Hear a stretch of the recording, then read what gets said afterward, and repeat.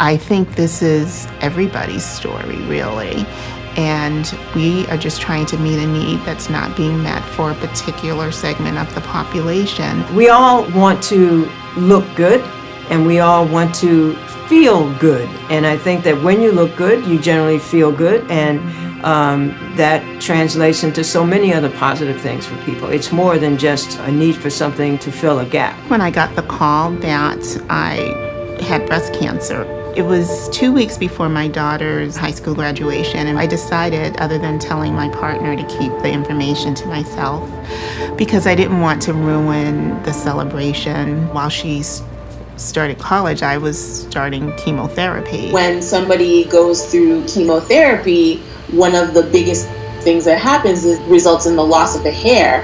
And hair is such an identifying factor for Black women, and it's so ingrained and part of our culture and our daily life and our daily routine. To lose control over something like that is like losing a sense of yourself. I met with my oncologist to go over the next steps in my care, and he indicated that I could get a wig prescription if I was interested, and that I could take that to any cancer center boutique and purchase a wig, and that most health insurances covered the cost of these. I went to the hospital where I was being treated. They didn't have the wigs at this particular hospital.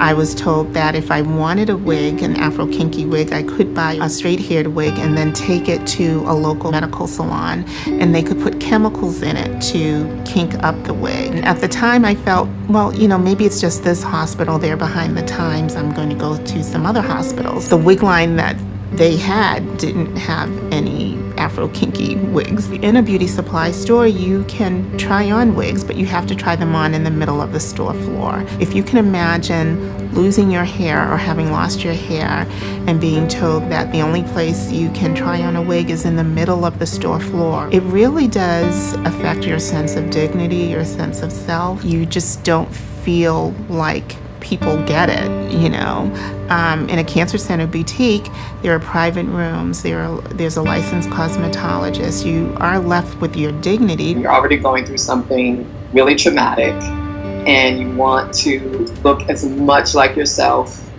as possible. The disparities are downstream consequences of root causes of those disparities upstream. And access to proper wigs post-cancer, there's an absence of those things. And people may not believe it, but there are some patients who, as it is, may turn down chemotherapy if they think they're going to have hair loss. When you throw in a wig that is not representative of what our hair really looks like, psychologically that does something to you. And I don't think that people realize how deep that goes, and it goes so far back. My spouse had breast cancer just a few years ago, and I can tell you to this day how difficult it is to find Afrocentric wigs that she can wear. I remember the early frustration, looking around, and she actually went to some place that said, well, this is as good as it gets. We just don't have any.